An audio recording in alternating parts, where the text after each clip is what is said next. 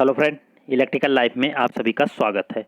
Friends, हम discuss करेंगे power system के इम्पोर्टेंट एमसीक्यू जो कि जेबी गुप्ता बुक का है।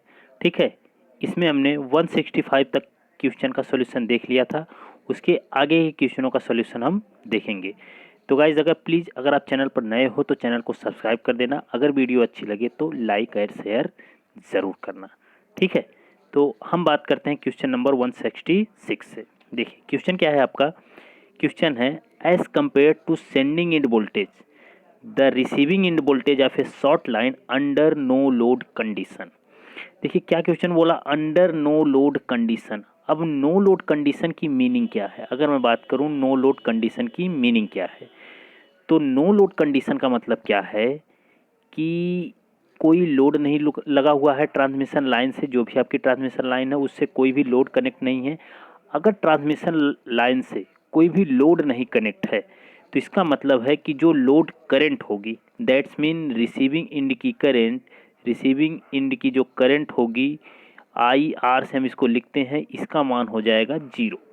ठीक है, जब भी नो लोड करंट की बात की जाए या फिर नो लोड की बात की जाए तो इसका मतलब है कि रिसीविंग इंड करंट जो होती है वो क्या होगी, 0। जब हम ट्रांसमिशन लाइन की बात कर रहे हैं तो रिसीविंग इंड की करंट अगर 0 हो गई तो इसका मतलब है कि ट्रांसमिशन लाइन में, चाहे वो शॉर्ट लाइन है, मान लो चलो जो दिया है ये शॉर्ट ट्रांसमिशन लाइन है, तो शॉर्ट लाइन में जो आपका रिएक्टेंस है, रेजिस्टेंस है, इनके कारण वोल्टेज ड्रॉप होता है। अब इस ट्रांसमिशन लाइन में जो वोल्टेज ड्रॉप होगा वो क्या हो जाएगा, 0। वोल्टेज ड्रॉप क्या हो जाएगा, 0। इसका मतलब है कि जो सेंडिंग इंड का वोल्टेज था,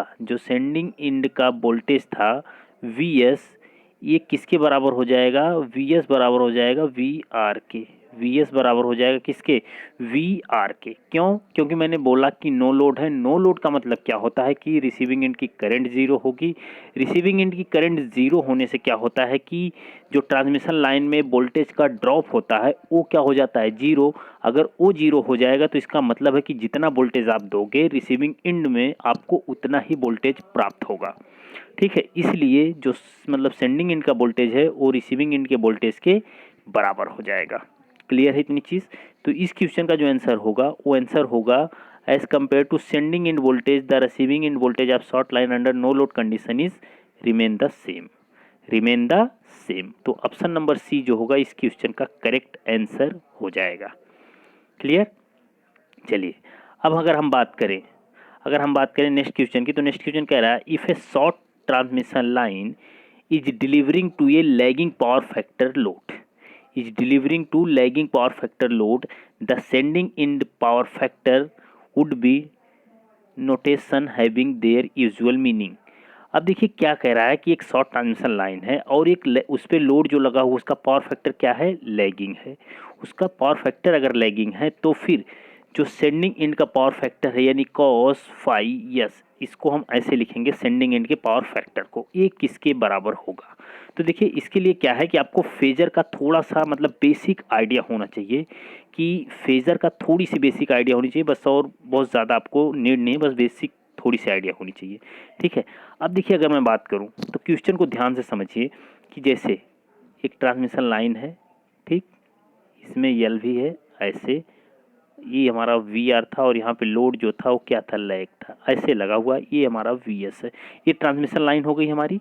ये मान लीजिए आर है, ये हमारा जे एक्स एल, ऐसे डिनोट करते हैं। इस पूरे ट्रांसमिशन लाइन को हम कर देंगे ये जेड है हमारा, ऐसे हम इसको लिख सकते हैं। और लोड हमारा जो वी आर है ये क्या है, ये हमारा है लैगिंग। ठीक है, अच्छा एक चीज़ और, जब हम शॉर्ट ट्रांसमिशन लाइन पढ़ते हैं तो जो संट एलिमेंट हैं जैसे कि कैपेसिटर और संट एडमिटेंस, इसको हम क्या कर देते हैं, नेग्लिजिबल कर देते हैं for a short transmission line. तो अब जब शॉर्ट ट्रांसमिशन लाइन के लिए ध्यान से समझना कि शॉर्ट ट्रांसमिशन लाइन के लिए जब हमने संट एलिमेंट जैसे कि कैपेसिटर होता है और संट एडमिटेंस होता है उसको हम क्या कर देते हैं, नेग्लेक्ट, यानी उसको हम कंसीडर नहीं करते हैं। ये चीज़ पता है आपको? तो एक शॉर्ट ट्रांसमिशन लाइन में लोड आपका अगर लैगिंग है तो इसका मतलब है कि जो वी एस है और जो वी आर है ये दोनों आपको सेम मिलने वाला है। अगर नहीं सेम, चलो सेम नहीं, लोड हमने लैगिंग लगाया है तो थोड़ा बहुत क्या होगा, इसके कारण वोल्टेज का ड्रॉप हो जाएगा, इसलिए जो वी एस होगा वो बड़ा होगा वी आर से। ये तो क्लियर है इतनी चीज़। उसके बाद अगर हम बोलें तो जब भी आपको फेज़र का रिप्रेजेंटेशन करना होगा, या फिर आप इसी में कहो तो जैसे केवीएल लगाएंगे तो वी एस बराबर क्या होगा, V R plus I into Z, I into Z इतना कर सकते हो आप। देखो वी एस बराबर आई इंटू जेड, अगर इस पार्टिकुलर में आप जैसे क्या लगा दो केवीएल, ये मान लो कि जैसे जेड, जेड की जगह क्या आर प्लस जे एक्सएल कर सकते हो, तो आई आर प्लस, चलो मैं एक और तरीके से इसको लिख सकते हैं, ठीक है थोड़ा सा देखिए आप इसको, हम और तरीके से क्या लिख सकते हैं, हाँ V R plus I into R plus J I XL, ये हो गया आपका वी एस बराबर यहाँ से, ठीक है वी एस बराबर आपको इतना मिल जाएगा ये। अब आपको क्या करना है ना, फेजर बनाना है, फेजर आपको बनाना है। तो जैसे सेंडिंग एंड की करंट या रिसीविंग एंड की करंट हम मान लेते हैं कि सेम होगी, क्यों सेम होगी, क्योंकि वोल्टेज का ड्रॉप होगा इसमें, तो वी एस और वी आर चेंज होंगे, जबकि जो सेंडिंग एंड की करंट यानी आई एस होगी वो आई आर की क्या होगी, बराबर होगी, ठीक है। तो वी एस, ये मतलब वी एस और V R I R plus J X L, इन सब के बीच में आपको क्या निकालना पड़ेगा, फेजर। चलो मैं निकालता हूँ इसको, फेजर कैसे हम खींचेंगे, ठीक है। देखिए जैसे आपको क्या दिया है, वी एस बराबर V R plus I into R plus J I XL, ये आपको दिया है। चलिए मैंने जो रेफरेंस लेना था ये मैंने ले लिया आई आर, रेफरेंस क्या ले लिया मैंने, आई आर ले लिया। अब देखिए लोड आपको बोला है क्वेश्चन में कि लैगिंग पावर फैक्टर का है, अगर लोड लैगिंग पावर फैक्टर का, तो जो रिसीविंग एंड का वोल्टेज आपको यानी वी आर आपको मिलेगा, ठीक है, रिसीविंग एंड का वोल्टेज वो कैसा होगा, ध्यान से बताना। वो क्या करेगा, लैगिंग लोड है तो लैगिंग लोड होने का मतलब क्या है कि जो रिसीविंग एंड की करंट होगी इससे वोल्टेज क्या करेगा, वोल्टेज आपका क्या करेगा, लीड करेगा। तो वोल्टेज को मैंने लीड करवाया, और फेजर जो होता है हमेशा कैसे रोटेट करता है, एंटी क्लॉकवाइज रोटेट करता है। चलो ठीक है इतना, ये मान लिया मैंने क्या है, ये आपका फाई आर, यहाँ पे आपको क्या बनेगा, फाई आर बनेगा, ठीक है। उसके बाद ये देखो, ये तो था वी आर और आई आर के बीच में आपने खींचा है, ठीक है। उसके बाद जो आई इंटू आर, ये आई इंटू आर जो हमारे पास है, आई इंटू आर, ये ड्रॉप आपका किसके मतलब पैरेलल होगा या फिर किसके होता है, तो जब भी हमारे पास रजिस्टिव लोड होता है तो रजिस्टिव लोड का मतलब क्या होता है कि जिसको आपने रिफरेंस माना है उसी के संग मतलब चलेगा। जैसे रिफरेंस आपने करंट माना है तो इसी के पैरेलल में ये भी आपका जाएगा, यानी आई इंटू आर इसी के पैरेलल में हो जाएगा, ठीक है। मैंने रेफरेंस माना था आई आर यानी रिसीविंग इनकी करंट, तो जो वोल्टेज ड्रॉप होगा रेजिस्टेंस में वो आई इंटू आर इसी में होगा। क्लियर है इतनी चीज़। उसके बाद आई एक्सएल, ये जो जे I XL, J I XL का मतलब क्या, ये एक इंडक्टर के अक्रॉस की करंट है, तो इंडक्टर के अक्रॉस की करंट रेजिस्टेंस के अक्रॉस की करंट से 90 डिग्री क्या करती है, लीड करती है। 90 डिग्री क्या करेगी, लीड करेगी। चलो ये हो गया आपका 90 डिग्री लीडिंग, ठीक है। 90 डिग्री क्या कर गई, लीड कर गई ये, ठीक। अब देखिए तो इतनी चीज़ आपकी यहाँ से ये बढ़ जाएगी, ठीक। तो यहाँ से जब ये टोटल आप मिलाओगे ना, ये आपका बनेगा वी एस, ये क्या बनेगा, वी एस। तो वी एस बराबर आप देखोगे ना आपको ये टोटल मिलेगा, यानी V R plus I into R plus I XL, ये तीन चीज़ आपको मिलेगी। क्लियर है ना इतनी चीज़, क्या क्या मिला, वी एस बराबर, वी एस बराबर आपको मिलेगा। अब देखिए ये जो यहाँ से यहाँ तक का पावर फैक्टर आपका होगा वो भी क्या होगा, ये फाई एस होगा, ठीक है, क्योंकि ये सेंडिंग इन वोल्टेज से हमने इसको बनाया है, ठीक है। अब देखो अगर आप ध्यान से समझोगे ना तो V S cos phi S, क्योंकि जब कॉस फाई एस बराबर निकालोगे, ठीक है, तो ये जो V S cos phi S, ठीक है। उसके बाद क्योंकि इसका जो ये वाला कंपोनेंट होगा, ठीक है, ये वाला कंपोनेंट, ठीक है, वो हॉरिजॉन्टल सॉरी वर्टिकल कंपोनेंट होगा, वो क्या होगा, V S cos phi S होगा, क्या होगा, V S cos phi S होगा, ठीक है। तो इसको तब आप लिखोगे तो होगा आपका V S cos phi S बराबर वी और cos phi R plus I into R, plus I into R, बस आपको इतना ही लिखना है, ठीक है। तो फिर आपका जो निकल के आएगा यानी कॉस फाई एस बराबर, कॉस फाई एस बराबर आपका निकल के आएगा वी और cos phi plus I into R plus oh sorry upon V S, ठीक है। यही आपका निकल के आएगा शॉर्ट ट्रांसमिशन लाइन के लिए, ठीक है। तो शॉर्ट ट्रांसमिशन लाइन के लिए जब भी आपके पास लैगिंग लोड होगा तो उसका जो होगा आंसर वो होगा ऑप्शन नंबर ए, क्या होगा, option number A correct answer हो जाएगा। यानी सेंडिंग इन पावर फैक्टर आपसे पूछेगा तो ये बताएंगे। अगर आपसे ये भी पूछ सकता था, ठीक है, आपसे हो सकता है रिसीविंग एंड का पावर फैक्टर भी पूछ ले, तो रिसीविंग एंड का पावर फैक्टर भी आप बताओगे, सॉरी ए नहीं होगा बी होगा, ठीक है। तो ध्यान से देखना क्या होगा, वी होगा, क्योंकि आई आर साइन फाइन नहीं होगा, इसमें साइन फाइन मैंने देखा नहीं। ठीक, तो आपका क्या होगा, ऑप्शन बी करेक्ट हो जाएगा। चलिए अगला क्वेश्चन हम देखते हैं। अगला क्वेश्चन क्या है, which of the following voltage regulation is considered to be the best, यानी कौन सा वोल्टेज रेगुलेशन बहुत बेस्ट होगा जब हम कंसीडर करेंगे, तो जब हम कंसीडर करेंगे तो कौन सबसे बेस्ट होगा। ठीक है, तो देखिए, तो जो टर्मिनल वोल्टेज में वेरिएशन होता है, ठीक है, ये बेसिकली किसके कारण होता है, ये होगा कि जब आपका लोड वेरी करता है, क्या वेरी करे, लोड आपका वेरी करे। तो जब लोड वेरी करता है तो दैट्स मीन कंज्यूमर के पॉइंट से हम इसको सोचेंगे कि वोल्टेज रेगुलेशन हमें कितना रखना चाहिए। तो हमेशा हम चाहेंगे कि जो कंज्यूमर यूज करता है उसका लोड हमेशा, जो कंज्यूमर साइड है वो हमेशा क्या रहता है, वेरी करता रहता है। यानी जो यूज करते हैं लोड, वो हमेशा क्या रहता है, वेरिएबल नेचर का रहता है। अगर लोड हमेशा वेरिएबल नेचर का रहेगा तो हमारा वोल्टेज रेगुलेशन क्या होगा, अगर बहुत ज़्यादा फ्लैक्चुएट करेगा तो सिस्टम हमारा ख़राब हो सकता है। ठीक, उस सिस्टम को कम, मतलब कि सिस्टम को बचाने के लिए हमेशा वोल्टेज रेगुलेशन को क्या किया जाता है, मिनिमम से मिनिमम रखा जाता है। वोल्टेज रेगुलेशन को हमेशा मिनिमम से मिनिमम रखा जाता है, तो ऑप्शन नंबर जो ए होगा वो करेक्ट होगा। ठीक है, उसके बाद इम्पॉर्टेंट ये है कि वोल्टेज रेगुलेशन का क्या आपको फॉर्मूला पता है, क्या वोल्टेज रेगुलेशन जो कि एक यूनिवर्सल फार्मूला होता है, जो आप मशीन में भी पढ़ सकते हो, अल्टरनेटर में भी पढ़ते हो, डीसी मशीन में भी आता है। ठीक है, सॉरी, डीसी मशीन में, ट्रांसफार्मर में भी आता है, उसके बाद ट्रांसमिशन लाइन में भी आता है। तो अगर मैं बात करूं, जो जो हम वोल्टेज रेगुलेशन पढ़ेंगे वो होता है हमारा V no load minus V full load upon V full load गुणे 100%। ठीक है, तो हम निकालते हैं ऐसे वोल्टेज रेगुलेशन। तो ये यूनिवर्सल फॉर्मूला है।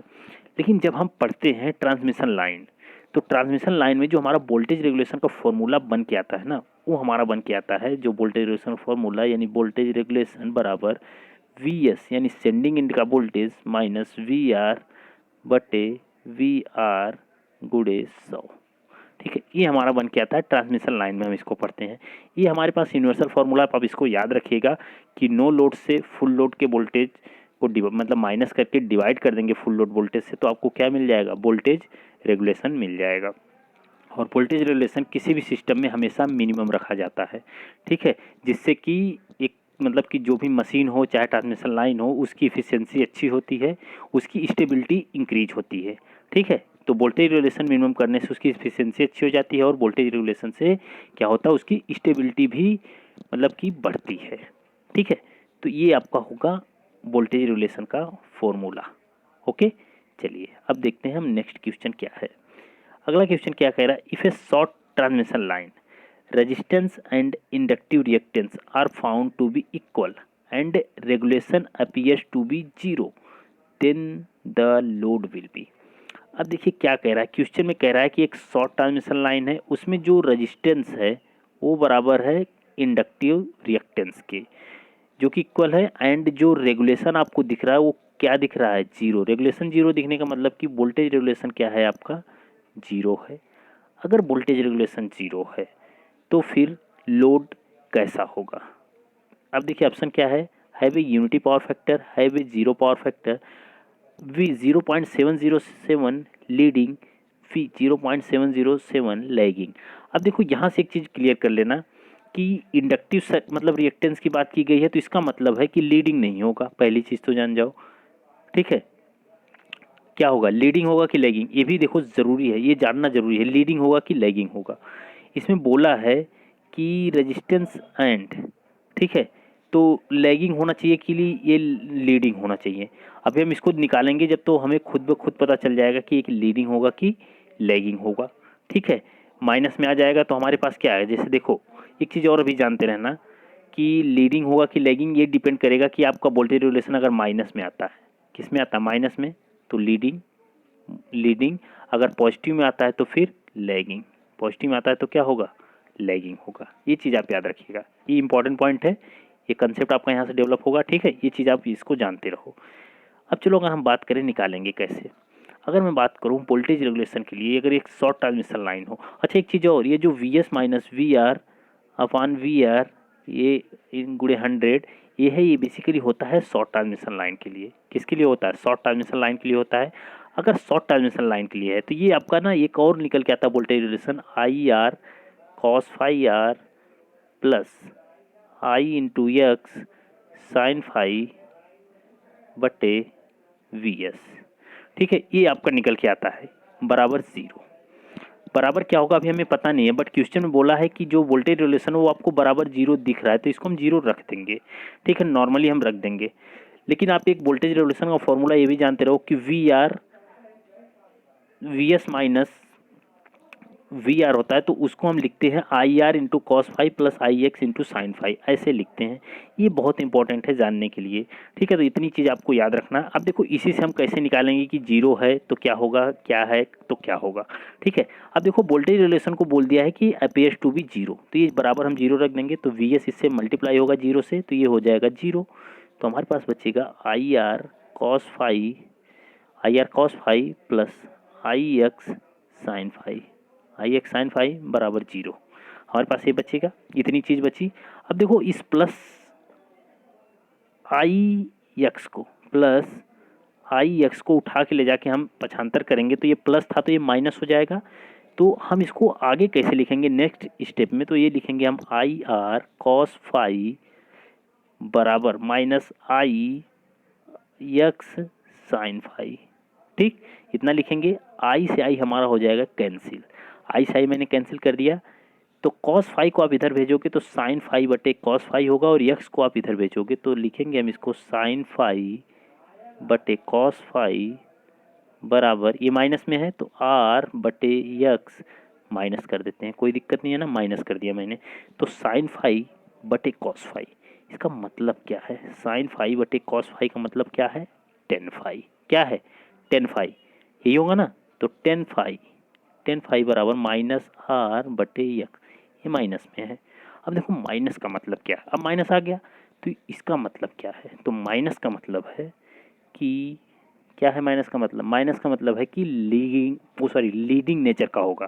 ठीक है, मैंने पहले ही बताया था कि जब भी नेचर आपका कैसा आ जाएगा निगेटिव, तो हम उसको बोल देंगे कि लीडिंग नेचर का है। तो एक पॉइंट आपको यहाँ से याद करना है कि माइनस आ गया तो इसका मतलब लीडिंग, और माइनस कब आ रहा है, जब वोल्टेज रिलेशन को हमने क्या कर दिया था, 0।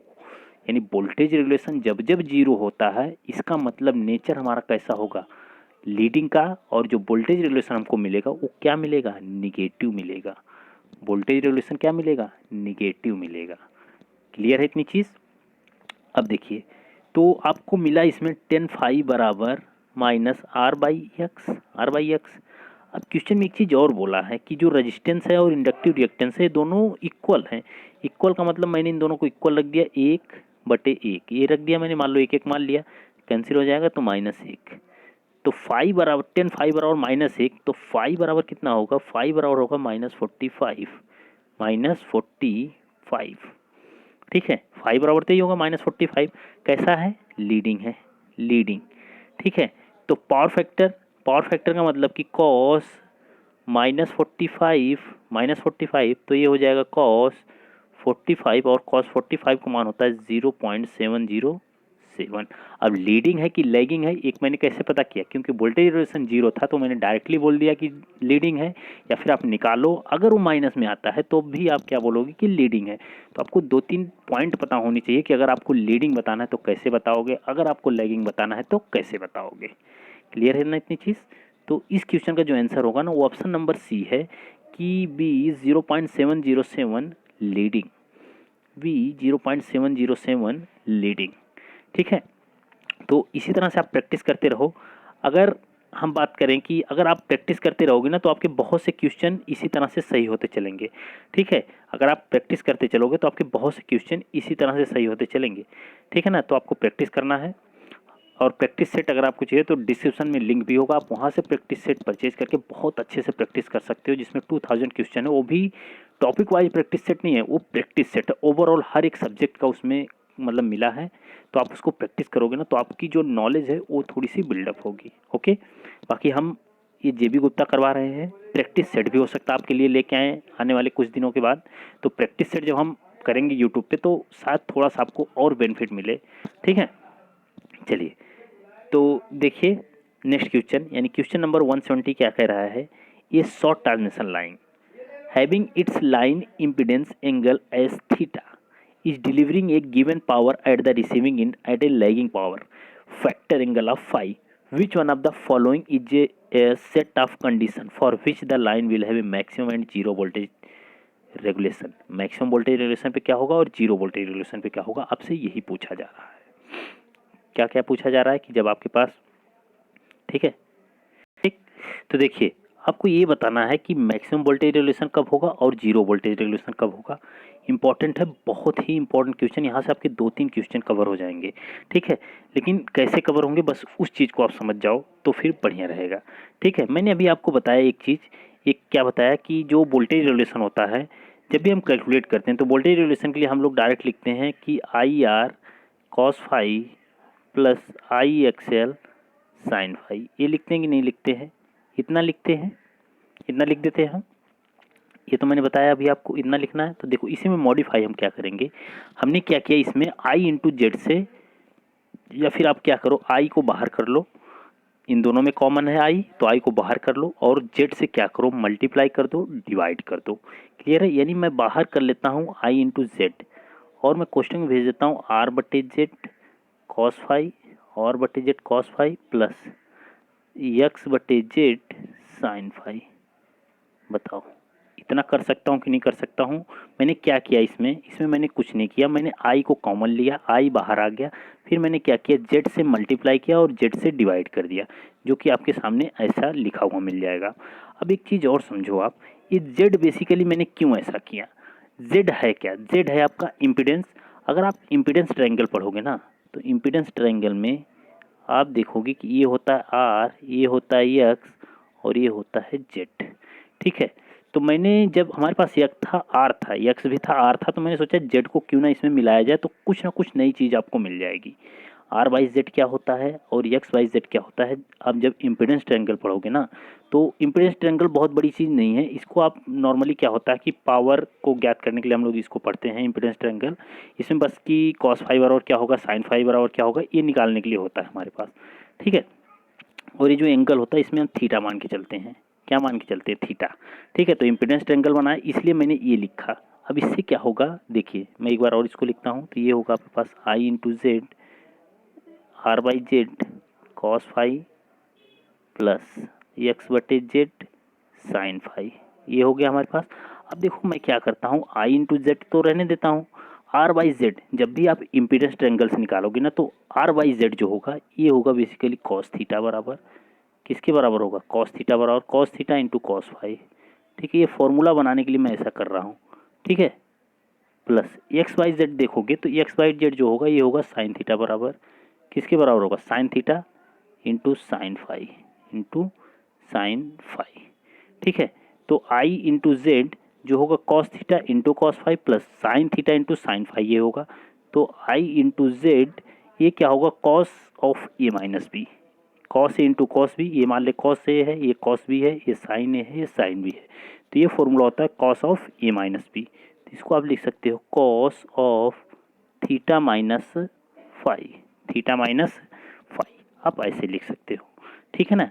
तो I into Z, sorry R नहीं होगा, I into Z cos theta minus phi. अच्छा अभी एक चीज़ बताओ, इसमें बोला क्या है कि मैक्सिमम वोल्टेज रेगुलेशन और जीरो वोल्टेज रेगुलेशन। तो मैक्सिमम वोल्टेज रेगुलेशन के लिए क्या चाहिए कि इस कॉस फाई का मान क्या होना चाहिए, 1 होना चाहिए। और मिनिमम यानी जीरो वोल्टेज रेगुलेशन के लिए क्या होना चाहिए कि इस थीटा माइनस फाई यानी कि इसका मान ऐसा आ जाए कॉस थीटा माइनस फाई का मान 0 हो जाए, ठीक है। यही चीज़ आपको होना चाहिए। तो मैक्सिमम के लिए क्या होना चाहिए और मिनिमम के लिए क्या होना चाहिए, यही तो बोला गया है इसमें, ठीक है। तो आपको बस इतनी चीज़ पता है, ठीक है, इतनी चीज़ पता है। या फिर आप एक चीज़ और जानते रहो, जीरो वोल्टेज रेगुलेशन अगर आपको ऐसे नहीं समझ में आता तो मैंने अभी जीरो वोल्टेज रेगुलेशन के लिए निकाला था। तो जीरो वोल्टेज रेगुलेशन के लिए आप जैसे ही कैलकुलेट करोगे ना तो कुछ ना कुछ आपको मिलता। बट ये चीज़ इंपॉर्टेंट इसलिए है क्योंकि यहाँ पे थीटा माइनस फाई और इसके हिसाब से पूछा गया है, तो इसलिए मैंने इसको ऐसे निकाला। तो ऐसे निकालोगे ना तो देखिए आपके पास मिला I Z cos theta minus phi, theta minus phi. अब देखिए अगर थीटा माइनस फाई बराबर हम रखते हैं 90 डिग्री यानी पाई बाई 2, तो कॉस 90 डिग्री का मान कितना होता है, 0। तो कॉस 90 डिग्री का मान अगर 0 है तो कॉस 90 डिग्री का मान 0 है। तो जब हम थीटा माइनस फाई रखते हैं बराबर पाई बाई 2 के यानी 90 अंश के, तो हमें 0 वोल्टेज रेगुलेशन मिलेगा। कितना मिलेगा? 0 वोल्टेज रेगुलेशन। कैसे मैंने बताया, क्योंकि कॉस थीटा माइनस फाई का मान क्या होना चाहिए? 0। तो हमारे पास टोटल जो कंपोनेंट है सबके सब 0 हो जाएगा। इसका मतलब वोल्टेज रेगुलेशन 0 हो जाएगा, क्योंकि वोल्टेज रेगुलेशन से ही हम इसको निकाल के लाए हैं, वोल्टेज रेगुलेशन से ही निकाल के लाए हैं। तो टोटल हमारा वोल्टेज रेगुलेशन 0 होगा तब जब कॉस थीटा माइनस फाई का मान क्या होगा? 0। तो थीटा माइनस फाई का मान मतलब कॉस 90 डिग्री होना चाहिए। कॉस 90 डिग्री का मतलब क्या होना चाहिए कि थीटा माइनस फाई बराबर पाई बाई 2। तो इस टोटल की जगह हम क्या रख सकते हैं? पाई बाई 2। तो हमारे पास वोल्टेज रेगुलेशन जो होगा वो क्या मिलने लगेगा? 0। तो 0 वोल्टेज रेगुलेशन के लिए क्या सही है? Theta minus phi, phi minus theta बराबर pi by 2, phi minus theta बराबर पाई बाई 2। ठीक है, 170 का जो आंसर है वो ऑप्शन नंबर ए होना चाहिए। क्या होना चाहिए? ए होना चाहिए। ठीक है, चलिए अब देखिए उसके बाद एक दिया है आपका फाई बराबर थीटा, यानी जब अच्छा जो मैक्सिमम वोल्टेज रेगुलेशन, तो मैक्सिमम वोल्टेज रेगुलेशन के लिए क्या है? मैंने क्या लिखा कि I into Z cos theta minus phi, theta minus phi. तो थीटा माइनस फाई का मतलब क्या हो गया कि थीटा है माइनस फाई है, तो इन दोनों का जो मतलब डिफरेंस है वो 0 के बराबर होना चाहिए। इसका मतलब थीटा माइनस फाई बराबर होना चाहिए 0 के। तो ये 0 के बराबर तब होगा जब थीटा बराबर होगा फाई के। थीटा बराबर होगा फाई के, तो I into Z cos phi मतलब 0। तो कॉस 0 का मान होता है 1, इसलिए उस टाइम पे जो वोल्टेज रिलेशन होगा वो क्या होगा? मैक्सिमम होगा। वोल्टेज रिलेशन मैक्सिमम होगा। तो इम्पॉर्टेंट है, बहुत ही इम्पॉर्टेंट क्वेश्चन है जो कि है। इस क्वेश्चन का आंसर ऑप्शन नंबर ए होगा। ओके, क्लियर है इतनी चीज़? चलिए देखते हैं हम नेक्स्ट क्वेश्चन। नेक्स्ट क्वेश्चन क्या कह रहा है? In a short transmission line voltage regulation is 0, what is the power factor angle of the load at the receiving end side is equal to. अब रिसीविंग एंड साइड में जो आपका voltage regulation होगा वो क्या होगा? ये तो आपसे पूछा है। ठीक है, ये तो आपसे पूछ रहा है ना। तो मैंने अभी निकाला था, थोड़ी देर पहले हमने इस क्वेश्चन के लिए पूरा निकाल लिया था क्या होगा। तो हमने निकाला था, उसमें तो देखा था टेन फाई बराबर आता था minus R by X, minus R by X. लेकिन कहीं पे भी आपको माइनस आर बाई एक्स नहीं दिया है, और माइनस आर बाई एक्स नहीं दिया है, तो लीडिंग लैगिंग कुछ भी नहीं दिया है, ये भी नहीं दिया है। तो आपका क्या होना चाहिए आंसर? आंसर क्या होना चाहिए?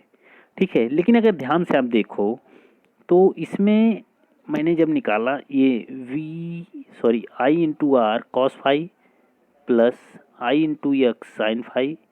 ठीक है, इस पर जब वोल्टेज रिलेशन 0 रखें तो हमारे पास टेन फाई बराबर माइनस आर बाई एक्स मिला।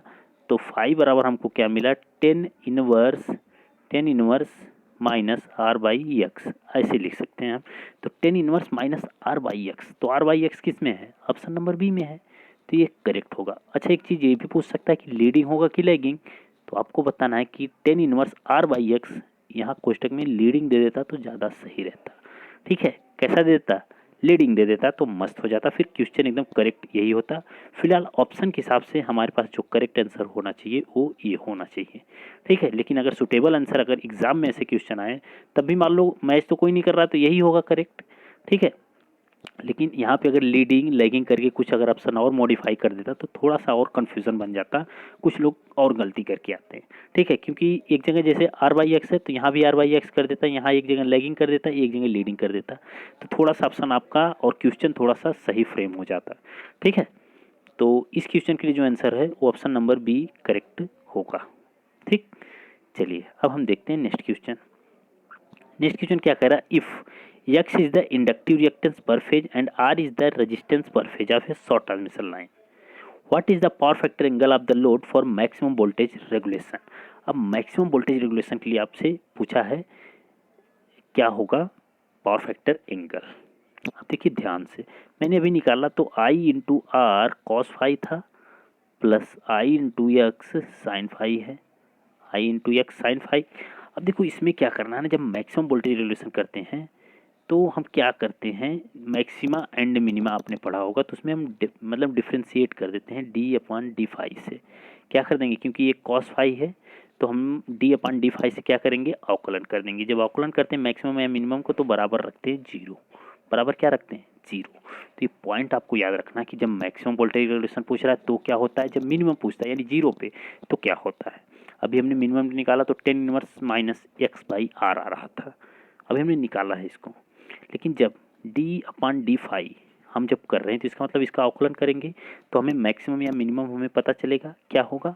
तो जैसे ही आप इसका करोगे ना, ठीक है, जैसे ही आप इसका करोगे तो ये होगा आई इंटू आर माइनस, क्योंकि कॉस का जब हम अवकलन करते हैं तो ये होता है साइन फाई, क्या होगा साइन फाई माइनस में होगा plus I into X cos phi, I into X cos phi बराबर जीरो। ये हम मान के चलते हैं, ठीक है, ये हम मान के चल रहे हैं। तो इतनी चीज़ आप कर सकते हो। तो यहाँ से एक चीज़ देखोगे कि हमारे पास क्या निकल के आएगा, minus I into R sine phi minus I into plus I into X cos phi बराबर होगा जीरो। बराबर जीरो होगा तो ये उठा के हमने इधर कर दिया 75, तो ये होगा I into X cos phi बराबर I into R sine phi, I into R sine phi. I से आई हमारा हो जाएगा कैंसिल, तो कॉस फाई की जगह कॉस फाई को उठा के हम इधर कर देंगे, ठीक है, कॉस फाई को उठा के हम किधर कर देंगे, कॉस फाई को उठा के हम कर देंगे इधर, तो ये हो जाएगा टेन फाई बराबर यक्स बटे आर, टेन फाई बराबर यक्स अपान आर हो जाएगा, यक्स अपान आर। तो फाई बराबर आपका निकल के आएगा टेन इनवर्स यक्स बटे आर, टेन इनवर्स यक्स बटे आर। तो इस चीज़ से आपको क्या मिला कि टेन इनवर्स एक्स बटे आर, तो आंसर क्या मिल गया आपको, बी मिल गया। तो यहाँ से एक चीज़ नोट करने वाली है कि जब मैंने बताया कि वोल्टेज रिलेशन का मान क्या है जीरो, तो आपको मिल रहा है कि टेन फाई जो बराबर है वो है आर बाई एक्स के, आर बाई एक्स के। लेकिन जैसे ही वोल्टेज रिलेशन हमारा क्या हो जा रहा है मैक्सिमम, तो हमारे पास टेन इनवर्स जो मिल रहा है या फिर टेन फाइव हमको जो मिल रहा है वो मिल रहा है एक्स बटे आर। इम्पॉर्टेंट है, बहुत ही इम्पॉर्टेंट है, इस चीज़ को आप याद रखना कि जब भी वोल्टेज रिलेशन आपका मिनिमम पे पूछ रहा है कि मैक्सिमम पे पूछ रहा है, यही चीज़ आपको बताना है। मिनिमम पे पूछ रहा है कि मैक्सिमम पे पूछ रहा है, इससे ना क्लियर रहेगा आपको कि मिनिमम पे पूछा है तो यक्स बाई आर होता है कि आर बाई एक्स होता है। तो जब मिनिमम पे पूछेगा तो आर बटे एक्स यानी रेजिस्टेंस बटे इंडक्टिव रिएक्टेंस होता है, और जब मैक्सिमम में पूछता है तो इंडक्टिव रिएक्टेंस बटे रेजिस्टेंस होता है। इम्पॉर्टेंट है, बहुत ही याद रखने की बात है, इसको याद रखिएगा आप, ठीक है। चलिए अब अगर मैं बात करूं नेक्स्ट क्वेश्चन की, तो नेक्स्ट है for a short line if the receiving end voltage equal to sending end voltage under loaded condition. देखिए इसका मतलब क्या है कि अंडर नो लोड होता तो अलग चीज़ है, लोडेड कंडीशन है, फिर भी जो वी आर है ये क्या है वी एस के बराबर है। क्वेश्चन में ऐसा बोला है और लोड आपका लगा हुआ, लोड कैसा लगा है ये नहीं बताया गया है, लेकिन वी आर और वी एस क्या है बराबर हैं।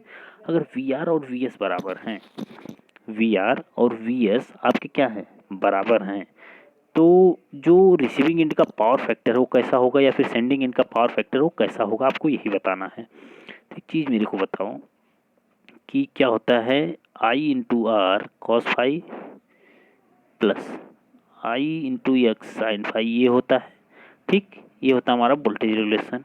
और क्या कह रहा है कि जो रिसीविंग एंड का वोल्टेज है सेंडिंग एंड के वोल्टेज के बराबर है।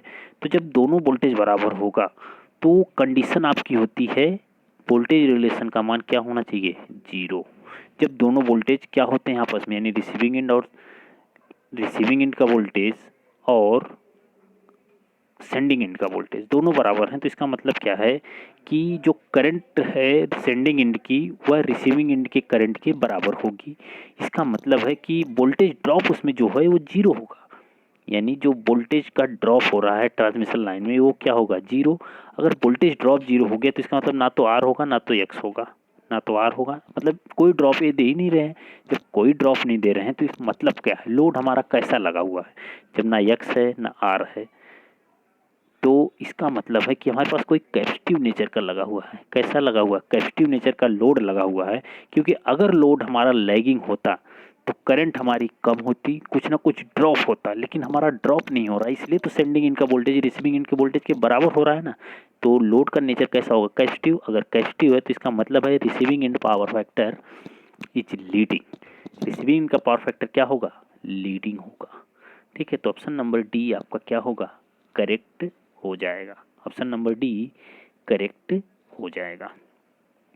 ठीक है, चलिए नेक्स्ट देखते हैं। नेक्स्ट है for an AC transmission line of length not exceed 80 kilometre it is use to lump the line capacitance at. अब देखिए क्वेश्चन कह रहा है कि ये for an 80 kilometre line of length not exceed 80 kilometre, यानी 80 किलोमीटर से कम पे हम बात कर रहे हैं, जो कि ट्रांसमिशन लाइन है उसकी लेंथ हम 80 किलोमीटर से ज़्यादा नहीं है उस पर बात कर रहे हैं। It is usually to lump the line capacitance at, जो लाइन कैपेसिटेंस है उसको हम कहाँ पे लंप करते हैं। लंप का मतलब क्या होता है कि किसी एक पॉइंट पे जो भी एलिमेंट है उसे ला के जोड़ देना, यानी मिला के सिर्फ एक पॉइंट बनाना। जैसे कि ट्रांसमिशन लाइन में जो हमारे पैरामीटर्स हैं वो क्या होते हैं, डिस्ट्रीब्यूटेड फॉर्म में होते हैं। लेकिन लंप का मतलब क्या होता है कि किसी एक पॉइंट पे ला के आप उसको क्या कर दो, कॉन्सनट्रेट कर दो, तो वो होता है हमारा लंप सर्किट। तो लंप सर्किट जो कैपेसिटर हमारे पास है, जो शॉर्ट ट्रांसमिशन लाइन में जो बेसिकली बहुत मिनिमम होता है, जिसको हम क्या करते हैं, अवॉइड कर देते हैं, या फिर आप कह सकते हो कि नेगलेक्ट कर देते हैं एक शॉर्ट ट्रांसमिशन लाइन के लिए। तो अगर इसको हमें लंप करना हो तो कौन सी जगह पे करेंगे, क्या है, sending end, receiving and, mid point, any convent point, कौन से पॉइंट पे हम इसको क्या करेंगे, यही आपसे पूछ रहा है। ठीक है, तो ये इसको हम जब लंप करेंगे वो करेंगे रिसीविंग एंड साइड पे। कहाँ पे करेंगे, रिसीविंग एंड साइड पे। ठीक है, तो याद रखना कि बेसिकली वैसे शॉर्ट ट्रांसमिशन लाइन के लिए हम लोग सी को मान लेते हैं 0, या फिर जो शंट एडमिटेंस होता है उसको भी हम मानते हैं 0। लेकिन जब भी हमें लंप करने की बात आएगी तो हम कौन से पॉइंट पे करेंगे, तो करेंगे हम रिसीविंग एंड साइड पे। कौन से साइड पे करेंगे, रिसीविंग एंड साइड पे करेंगे। ठीक है, क्लियर है इतनी चीज़। चलिए अगला क्वेश्चन देखते हैं। अगला क्वेश्चन देखिए क्या है, अगला क्वेश्चन देखिए क्या है। The active and the reactive power deliver eight the receiving end of a short transmission line of impedance Z angle psi R respectively given by. अब देखिए रिसीविंग एंड वोल्टेज, जो रिसीविंग एंड साइड पे जो आपका power है, यानी कि active power and reactive power, उसको आपको ये दिया गया है, ये फॉर्मूला इसका दिया गया है क्यू आर, ये जो है ये रिएक्टिव पावर आपको दिया गया है। क्वेश्चन क्या कह रहा है आपसे, क्वेश्चन कह रहा है कि V S and V R being the magnitude of voltage at the sending end and receiving end. ठीक है, वी एस और वी आर जो है ये सेंडिंग और रिसीविंग एंड का वोल्टेज है। डेल्टा है power angle at the power limit condition, that's mean for maximum P R. तो फॉर मैक्सिमम पी आर यानी कि एक्टिव पावर का मैक्सिमम क्या होता है जब हम क्या करते हैं, for maximum value of P. ठीक है, तो जब हमारे पास मैक्सिमम वैल्यू पी का होता है यानी कि एक्टिव पावर का, तो उस टाइम जो हमारे पास क्यू होता है कांस्टेंट होता है और निगेटिव वैल्यू का होता है। ये पॉइंट आपको याद रखना। मैंने क्या बोला कि जब भी हम मैक्सिमम यानी कि मैक्सिमम पावर की बात करते हैं तो हमारे पास जो क्यू होगा ये क्या होता है, कांस्टेंट होता है। क्यू हमारे पास क्या होता है, कांस्टेंट होता है।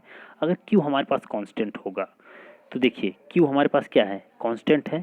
तो क्यू कांस्टेंट है तो इसका मतलब है कि सिर्फ निगेटिव वैल्यू वाला हमारे पास मान्य होगा। कौन सी वैल्यू वाला मान्य होगा, और वो कैसा होगा, निगेटिव होगा। मैंने ये भी बोला कि वो क्या होगा, निगेटिव होगा। अगर वो निगेटिव होगा तो इसका मतलब है कि इसमें से आपको कौन सा मान्य होगा, ये वाला पैरामीटर या ये वाला। तो आप इसको मानोगे कि -v² sine phi, -v² sign phi, ये तो हम मानेंगे। तो ये जो माइनस साइन है बेसिकली देता क्या है, बेसिकली जब भी हम बात करते हैं माइनस साइन का तो इसका मतलब क्या होता है, तो माइनस साइन का मतलब क्या है कि लीडिंग वी आर यानी leading volt ampere reactive power Q R goes to the load for any value of V S and V are.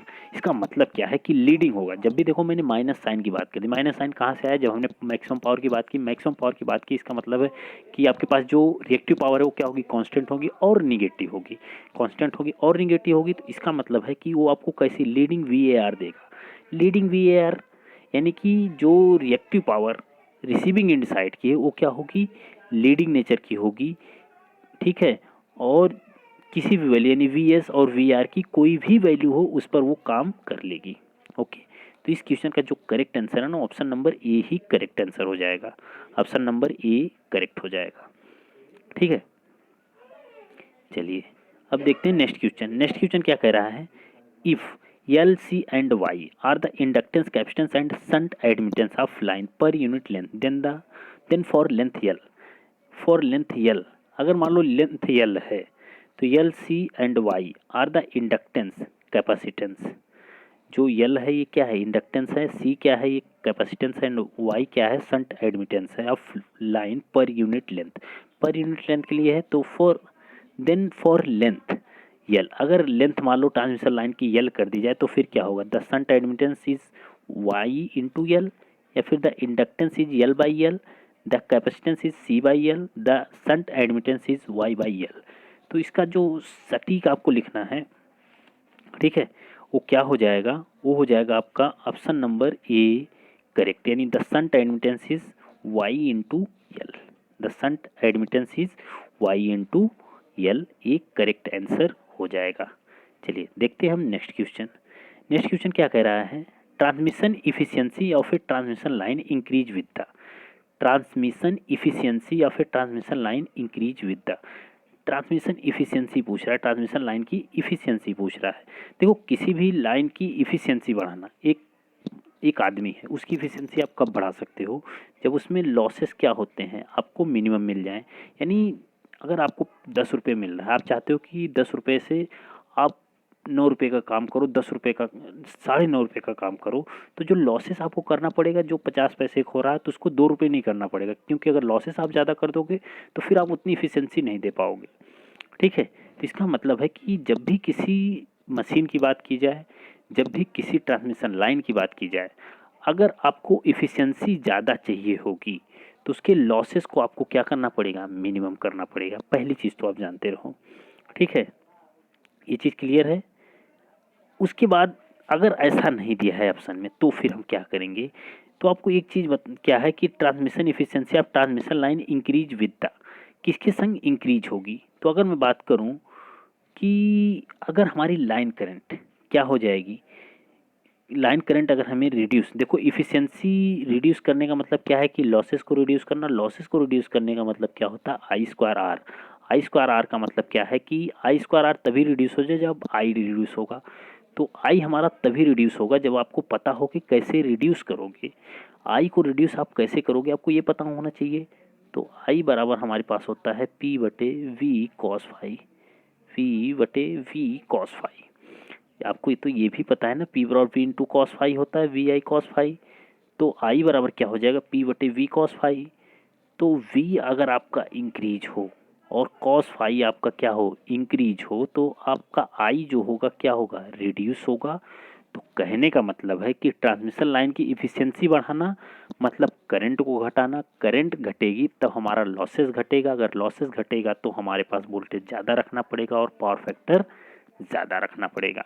तो इस क्वेश्चन का जो करेक्ट आंसर होना चाहिए, यानी पावर फैक्टर आपको ज़्यादा रखना है और कॉस्ट और वोल्टेज आपको ज़्यादा रखना है, ठीक है, तब जाके लॉसेस रिड्यूस होगा। जब लॉसेस रिड्यूस होगा तो ट्रांसमिशन लाइन की इफिशियंसी इंक्रीज होगी। तो इस क्वेश्चन का करेक्ट आंसर होगा increase in power factor and voltage. तो ऑप्शन नंबर बी जो होगा वो करेक्ट हो जाएगा। क्या होगा, वो होगा increase in power factor and voltage. ठीक, चलिए अब देखते हैं अगला इफेक्ट, ओ सॉरी अगला क्वेश्चन। अगला है under no load condition the current in a transmission line is because of. अब देखिए नो लोड कंडीशन की बात की गई है, तो देखो जो करंट नो लोड कंडीशन में फ्लो होती है, जैसे देखो नॉर्मली अगर मैं बात करूं, एक मान लो मीडियम ट्रांसमिशन लाइन है, एक लॉन्ग ट्रांसमिशन लाइन है और एक शॉर्ट ट्रांसमिशन लाइन है। तो शॉर्ट ट्रांसमिशन लाइन में एक इफेक्ट, जैसे जो कैपेसिटेंस का इफेक्ट होता है, इसको हम क्या कर देते हैं, नेगलेक्ट। इसे जब हम नेगलेक्ट कर देते हैं तो इससे हमें ये पता चलता है कि यहाँ पे कोई कैपेसिटर नहीं है, ठीक है, यहाँ पे कोई भी कैपेसिटर नहीं है। देखो जब भी हम शॉर्ट ट्रांसमिशन लाइन के लिए ABCD पैरामीटर ज्ञात करते हैं, तो ABCD पैरामीटर अभी कुछ क्वेश्चनों में आएगा, तो वहाँ पे जब देखेंगे तो A बराबर D होगा बराबर 1 होगा, और ये C का मान होगा 0, ठीक है, C का मान 0 होगा और V का मान जो होगा वो Z के बराबर होता है, ठीक है। ये चीज़ आपको याद रखना, कहीं कहीं पूछा जाता है ABCD पैरामीटर में।